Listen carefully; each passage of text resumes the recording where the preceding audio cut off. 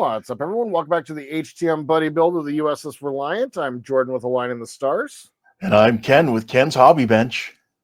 And I am struggling to do the intro today. Kind of struggling just in general. Yeah, what's funny is like sometimes we know that there might be a little bit of an outtake or something like that, but this was just me completely working it up today. So yeah. What can I say? So, how's your week been going? It's been going good. Behind as usual, but the plan is to get some work done this weekend. Getting a little bit of the internal of the saucer working, so hopefully having my light boxes installed. So yeah, kind of looking ahead a little bit to the next phase of the build for me. How about yourself? How's everything going for you? Oh, been going actually good. I've been recording a little bit of segments of a lot of sanding and filling, and priming. Nice. So that's what I've been doing so far, and yeah, I've been enjoying it. Question mark? Question mark, right? Well, I've been enjoying when you kind of get the next layer done, and you're like, hey, there's less I can see now, Right. but there's still some there. So, well, this is an AMT kit for as okay as this one is. The nacelles have some pretty serious gaps. I'm actually pretty astounded at what you've gotten done there. So you're using Bondo, huh? I am. This is the first time I've ever used Bondo. Yeah. Just ignore this is fresh. I haven't even touched it yet. It's still, I guess, technically drying. It's probably dry now, but yeah, that's Wow. the length of the area where you can just barely see the seam. Whereas here I've even rebuilt up into here, so this all connects. Because Okay. normally, if you look at yours, it doesn't. So Right. yeah. The other one's not as neat and clean, but yeah, again, working on getting the seams done. So yeah, Very nice. How have you been finding the Bondo? not bad actually. It sounds really nice, and you know what? For the price, it's a heck of a lot cheaper than other hobby primers for the amount Really? you get. Yeah, well, yeah, like 128 grams to let's see here. Let's see, Tamiya. What is it? 32 grams. This was about, I don't know, $9 and something. So say $10 Canadian. Whereas this is probably about the same price Canadian for, Wow. 32 grams, 128 grams. So you do the math. Right. And this stuff sands really nice. Like it sands really smooth. I mean, that's, what it's designed for. So yeah, Right. I'm really happy with it. Very cool. It's been turning my bench a little rust colored quite often, but yeah, no, it's good. So I'm happy with that. Very good. Anything else you're looking at working on this week? I'm looking at, so basically, from my point of view, I'm a little bit behind, of course. Like it seems like every 2 weeks I'm able to get an episode out or so. So as of this recording, for this recording specifically, I am looking to actually start working on the main bridge and the A and B deck. Going to be watching your video and stealing exactly what you did. I really like how yours turned out. So I'm going to basically be copying the same effect. And then getting the light boxes installed back here, finishing my priming. I actually need to get some primer up through here as well. All of this has been sanded and cleaned. It actually turned out remarkably well.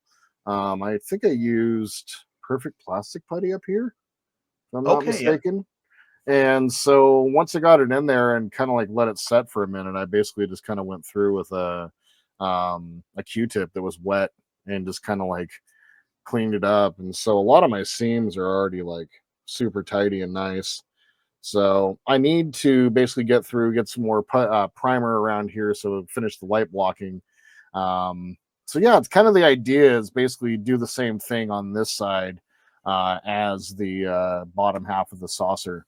But with the difference being that I need to also get also some of my SMDs put in place for my phaser effect that I'm going to be looking to do as well. So Right. yeah, yeah. So it's going to be kind of the plan. I kind of want to get all the electronics, everything, all the LEDs put in place. I need to start working on all my running lights as well. I think those are the only LEDs that I have left. And I don't know about you, but the HDA is out of stock of the amber and blue LEDs. Did you see that? I did not. Yes, so they are out of stock, and they are really hard to find. I ordered So mine and my order went through, so I didn't receive an really, email saying they weren't. you must have got the last one then. Or two. Yeah, or I two. Yeah. I ordered two packs, so I could always when they come in, if you haven't found one by then, I could always send you a pack.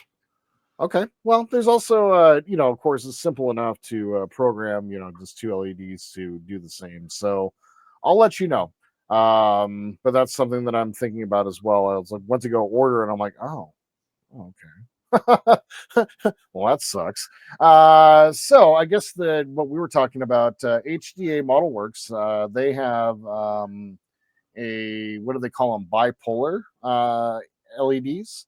Yes. So it's a amber and a blue light, and if you notice on the warp crystal on the top, it shifts colors when it's in warp. It shifts to blue, and then when it's at impulse, it goes to an amber color. And so, um, what Will used, it's correct. That's what Will used, right? Yes, he had some older ones that Yeah, he found on eBay, so you could always check there too. right. I didn't even think about checking on eBay. That's a good idea. Um, but yeah, use the bipolar. So they're a 5 millimeter, which works totally because this is a large, dome area right over the top. But yeah, those are on HGA Model Works. I'll go ahead and throw, if you want to as well, I'll go ahead and throw a link to that down below in the description of this video. But who knows when they're actually going to get in stock? And then if I actually can find them on eBay, I'll also throw that link down below as well. So yeah, so that's kind of the idea for at least this portion, my portion of this episode, is kind of getting the top half of the saucer ready as well, getting all the light blocking, everything all put in place, and figuring out how all of this is going to mate together. I keep looking at it and going, my God, the amount of LEDs that we're going to be throwing into this tiny little thing. I bet you it's going to be warm when it's running. Yeah, I'm thinking it will be. So something to think about. The nacelles probably going to be the warmest. Oh, and I got clarification as well from Todd on where we're going to need to negatively wire, like common negatives versus common positives.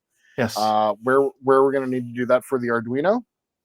And very simply, that is only going to be for any high powered items. So specifically, that is going to be for the cobs in the nacelles and for the light in the base.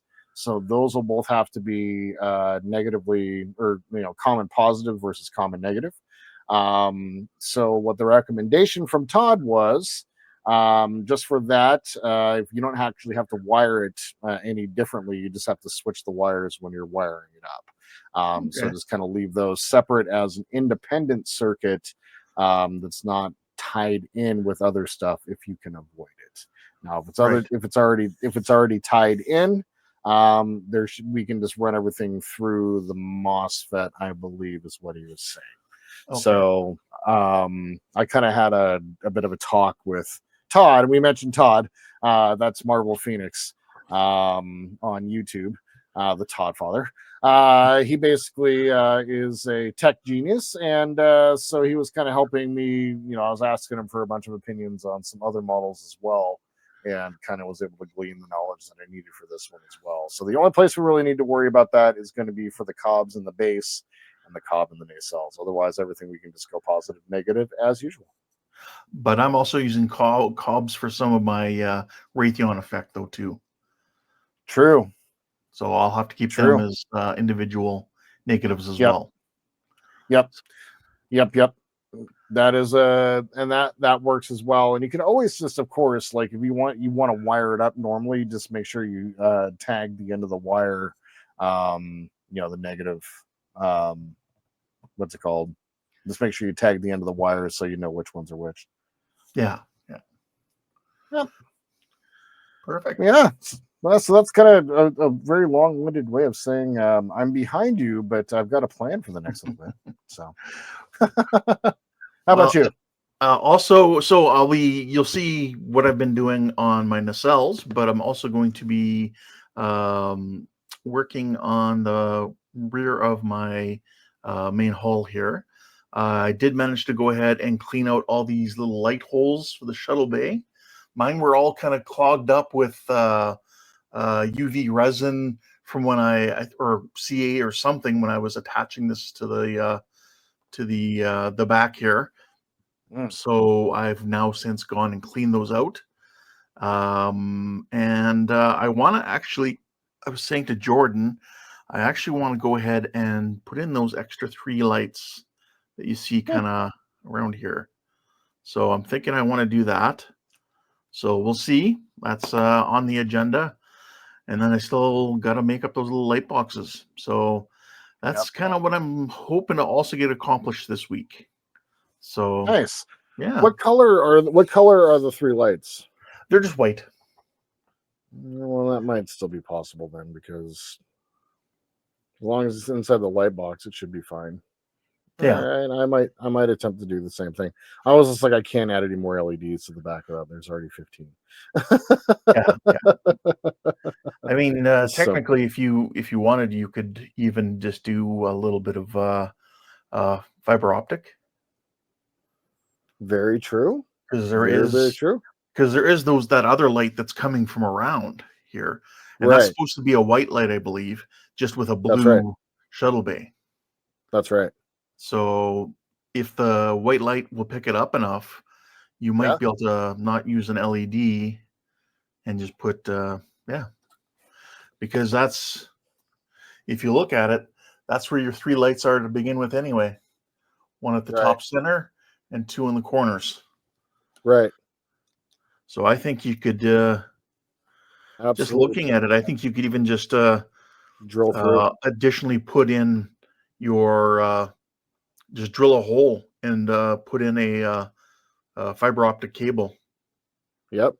and I think I mean, yours are already mounted in there permanently, but Yep. I think if you just get them close, even Yeah. I yeah. agree. So Very cool. something Very, to very think cool. about. Absolutely. Yep. But All right. that's what I'm hoping to work on. I also sent an email off to Gary today. I'm hoping to hear back from him with in regards to all these wonderful paints I got. I did get all of them now, and Nice. my one question is, how does he thin them? Right? Because I've never painted with craft paint. Does he use distilled water? Does he use something like Viejo airbrush thinner? What does he use? So I'm hoping to hear back, and maybe he'll put out a little video on him how he mixes his paint. So we'll see. Very cool. Yeah, Very, very cool. I want to mix some paints and start doing some of the darker blue stuff if I can. Oh yeah. That's right. We're gonna have to figure those colors out.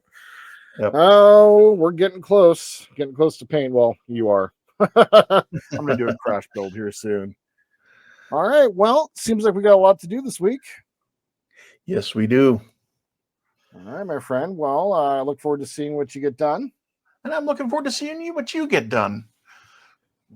I All think right, that my being man. said, let's head off to the hobby bench. Indeed. Hi there, welcome back to the hobby bench here. So it's now been, I don't know, an hour since the last week's video came out. But at the end of that, I didn't say anything, but I did have a bit of an issue.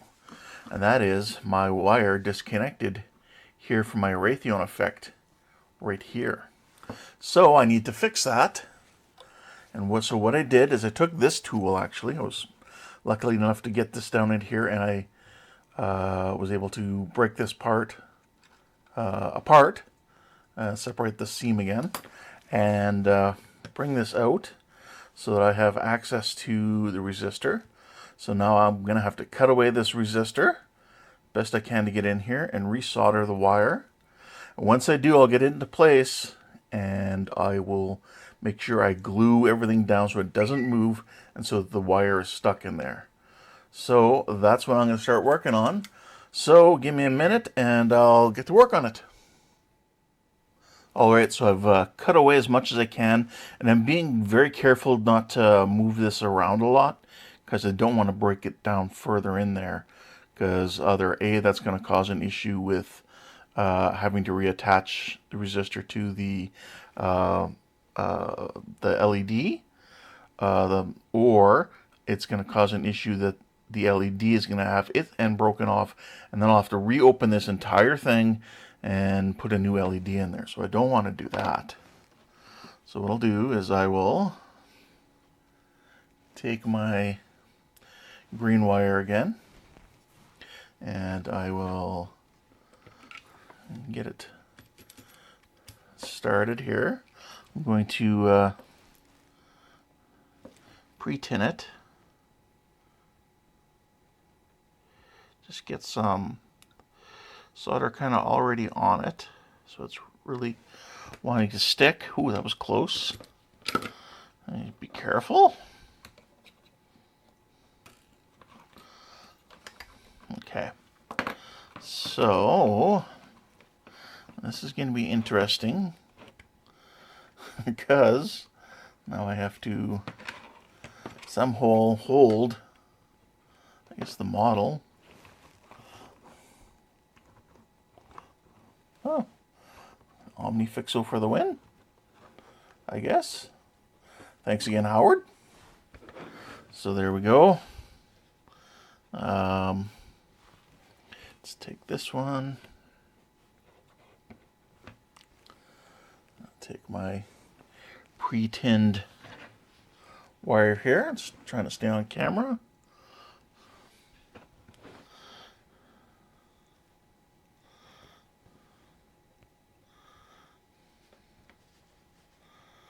And then we'll have to give this a quick test as well to make sure it's working.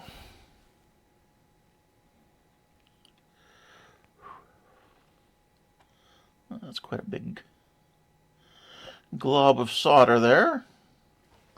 There we go, that's better.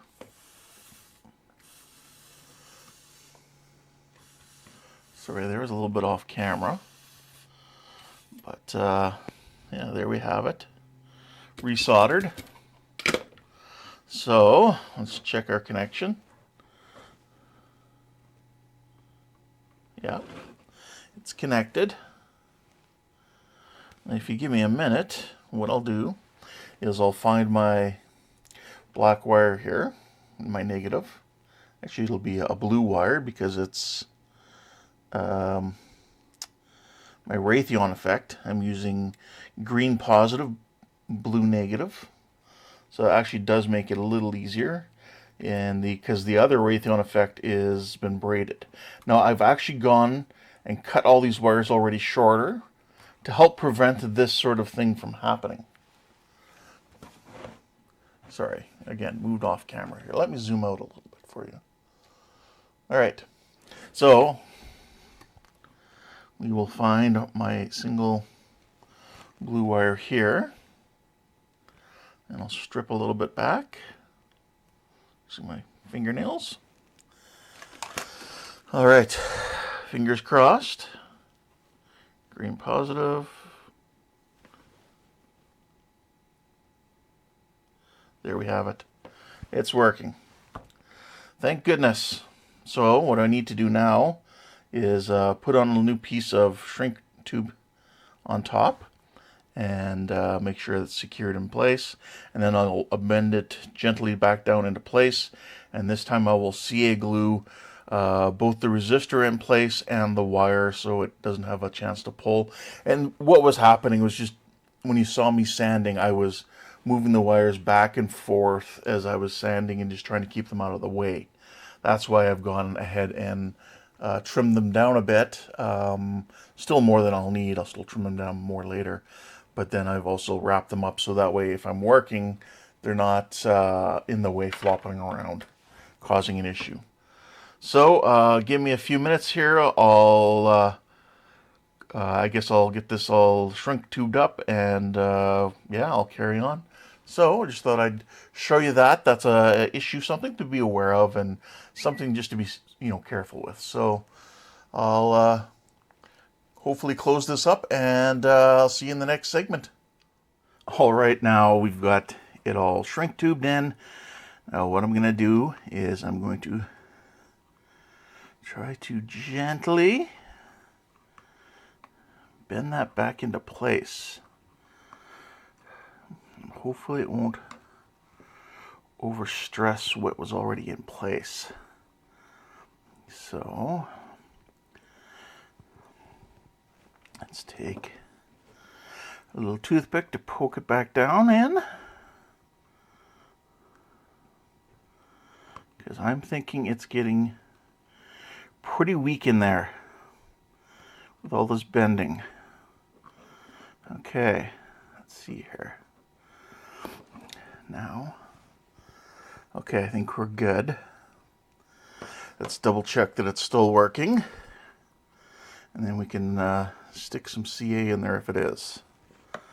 So, positive, negative. There we go, it's still working. So let's throw some CA glue in there and hope that we never have to touch it again. So let's take a little CA glue and just putting it generously down in there. I know it's hard for me to see and you to see and everybody be satisfied. But yeah, I'm getting it in there kind of all over the green wire, or the green positive, I guess, and on that shrink tubing. There we go.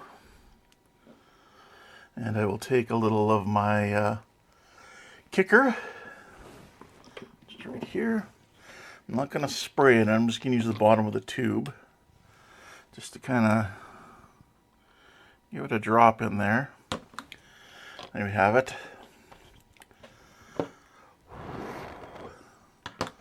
So the other option was, yes, if it does break, would have been to decide if I was going to either A, go with no Raytheon effect and say forget it, B, get rid of the Raytheon just in these pylons, which no, and I'm not keen on option A either, or C would have been to completely rip open this entire thing, and that's probably what I would have done if it would have came to that. So what I'll do here now, okay, with the kicker on that should have dried, so we will try right now and make sure that it's still working.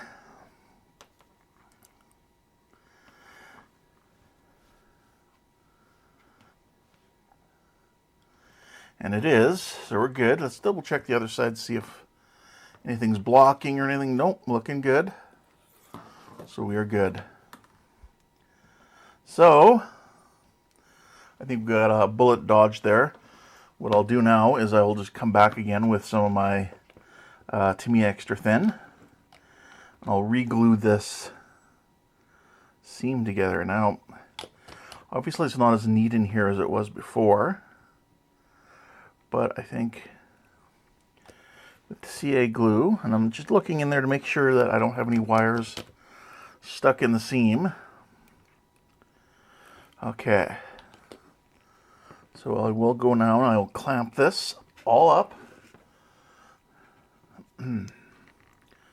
so as to allow it to dry. And I'll leave this probably, a few hours for sure before I come back and start worrying about applying a second helping of CA or of to be an extra thin or anything if I need to. So yeah, I'll continue on with that. You know, while I'm here now, what I might as well do is put a little bit more CA glue down in here to make sure this green wire, and I guess, yeah, make sure this green wire is never gonna have this issue again.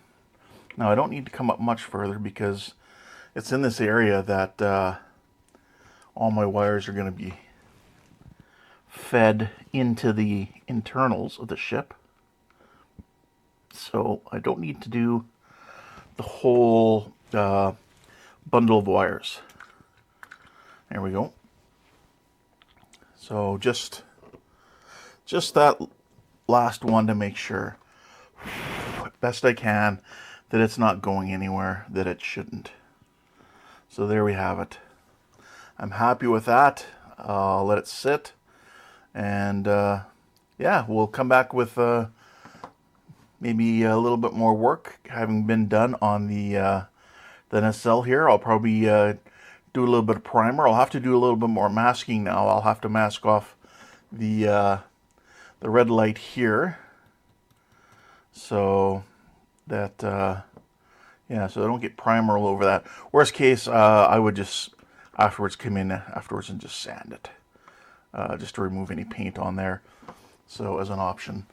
So yeah, I'll get to work on that, and next you see me, hopefully we'll have some primer on here. Alright, so just before I go into primer, I just wanted to speak about something that had me concerned, and that was that my fiber optics came out on the back here. Now, I was able to push them back in, but if you remember, the light was always wanting to fall back. So the question I had was, did it work? Did I get them back into the lights? Well, the answer is somehow miraculously yes. They did go back in. I've checked with the Raytheon lights. They have no effect on this. So somehow they're going back into that shrink tube, and I don't know how I managed to luck out that much. So what I'm going to do is I'm actually going to take some CA glue and make sure they stay glued in place more permanently. So that's what I'm going to do, and then my friends, I'm going to go into primer. So hopefully next time you see me on here, it should be into primer. So I'll be right back. All right, so here we have our first go at sanding and then priming to see how it's looking. And you can see it's not bad, but it's still a little bit in some areas. Pretty passable, but I'm still going to work at it. And yeah, I'm still trying to perfect it a bit more so you can kind of see what I'm looking at. And again, up here, again, not bad, but you can kind of see the seams still, especially when I, move it in the light. Pretty much the same thing over here. Now, I did trim these down now that I've got them UV glued in, so they're in there a little bit better. I mean, it feels really smooth here, but like I said, you can still see it's just a little bit of a seam. Most of that would probably be hidden by the Aztecing, but I am a bit of a perfectionist, I guess, when it comes to this sort of thing. So I am going to keep working at it. As you can see there, not bad on the bottom here, but there is a seam there. More noticeable up here. So I'm going to keep working at this. There we go, maybe a little bit there. But yeah, I'll keep working at it. I'll do a little bit of more filling and sanding, and hopefully it won't take me too many coats, but I'll let you know when I come back, and hopefully I'll have this done up to a standard I really like. Hopefully, I'm thinking maybe 1 or 2 more goes at it. I've never used Bondo before this endeavor, so yeah, we'll find out. All right, I'll be back in a bit. All right, so you can see here I've done a lot of priming and sanding, and then filling and sanding and filling, sanding, filling, and priming. So I've kind of gone through all that, and you can see here now it's looking really seamless. Even up here, looking really good. So this one here too did really well. You can see that that Bondo worked out really good for me. I think the main attraction for it is the price too, for the, you know, the amount you get. So here you can see I just have the one little bit just back in here and then down to about here, but I went a little bit further. This just really makes it look like it's really bad with the amount of filler that's on there, but that's just kind of what I did. I just put tape both sides and then just laid down some primer and then peeled off the tape, or sorry, some filler, the Bondo, and then just peeled off the sides, and then you just have basically a line where you need to go. So I should be able to finish that off here in the next, I don't know, next pass or so. But other than that, looks like there's a low depression here, but I'm willing to live with that. I don't think you'll notice it once the white paint goes on and the Aztecs go on. I don't think it'll be noticeable. So other than that, I think we're good to go. So I'm going to move on now. Where I'm going to be moving on to next is the rear here. So I've got my reds here. My orange is ready to go as well. It's right here. So it'll go in there. What I'm going to work on next is all these other lights back here. And I'm going to do the 3 lights back here as well. Now, what I'd originally done back here is I set up some blue lights to go in here, but it shouldn't be blue lights. It should be just regular light. It's just these doors are blue, that's all. And if I put in the 3 little extra lights here, they basically, Will's got them so they line up right with these lights here. So I should be able to drill in the 3 holes and have these lights come through behind them and shine through. Not an issue. I should also be able to go in and if I want to put a little fiber optic cable into each one as well. So I'll get those set up with their just the regular LEDs, and then these ones here, the tractor beam emitters, I'll be using the warm LEDs. So that's what I'm going to be working on now. And then I also need to, if I have time, start designing the little light box to go in here. I don't know that I'll have time. I want to get this video out tomorrow, and but I've been spending so much of my week here doing this sanding and filling, and I mean the results are well worth it. You know, I have a seamless nacelle, and I'm really happy. It does need a little bit of cleanup. So that my Raytheon won't be affected. But yeah, so I should have time here to get these other lights into place and ready to go. And yeah, so I'll get working on that. So I'll be right back. All right, now, so I'm getting ready here to work on the rear of the main hull here. And I'm finding there's an issue here that I need to address. So when I do put this rear in place, I don't know if you can see it or not, but these yeah,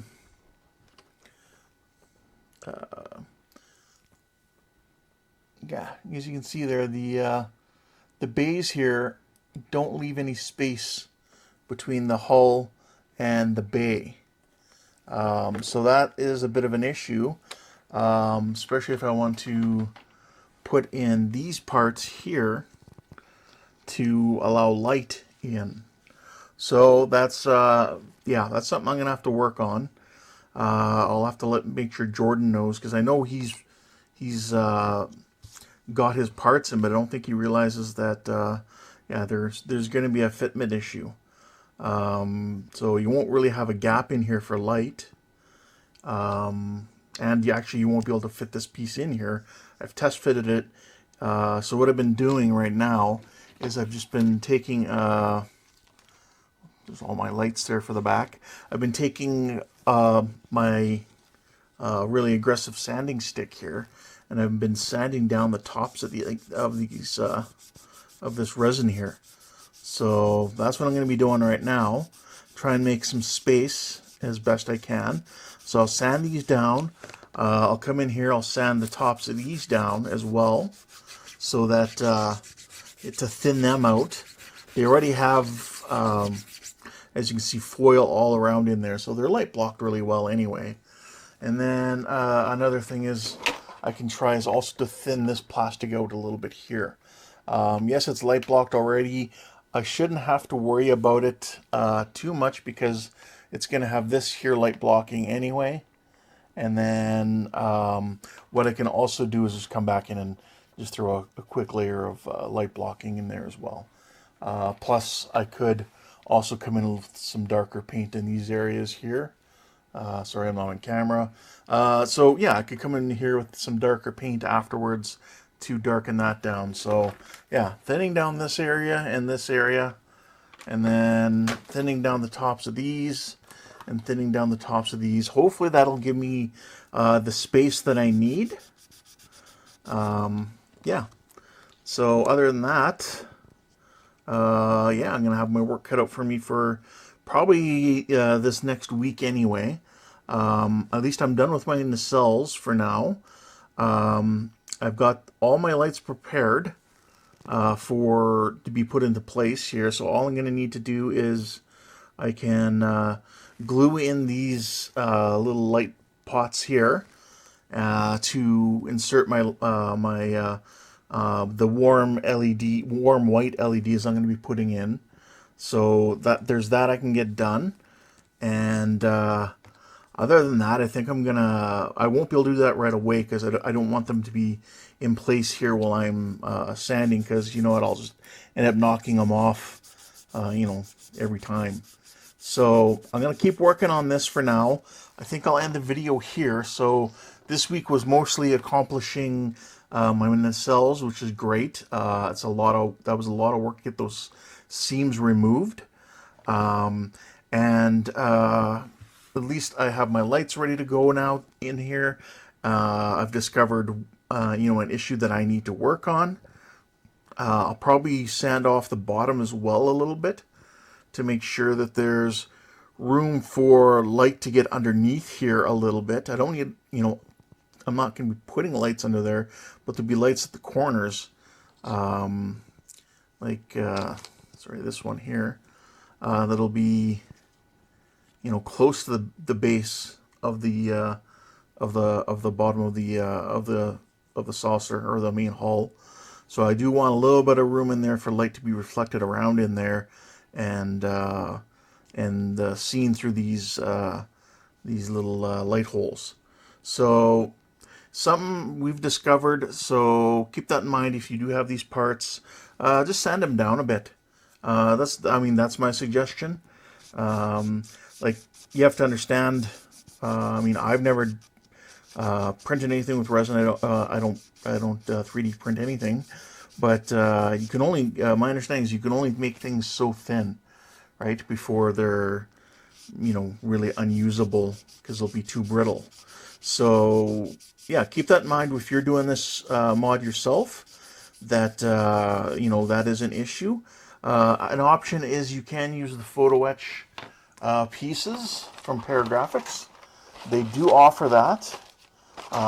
If we look in here, we have them right here. You just fold them around, and that would give you what you need. So that's another option as well.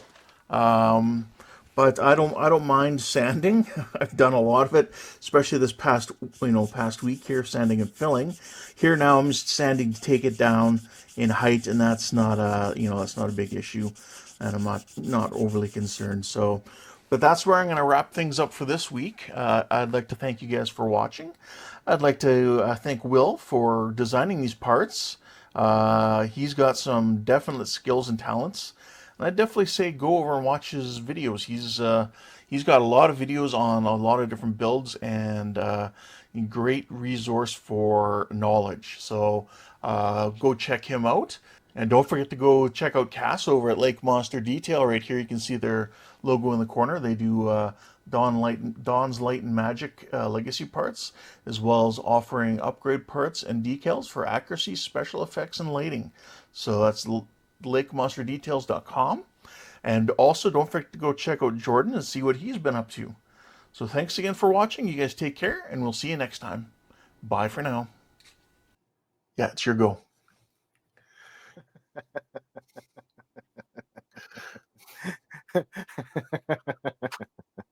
Yep. All right. What's up, everyone? Welcome back to. It's not my. Dude, I am struggling.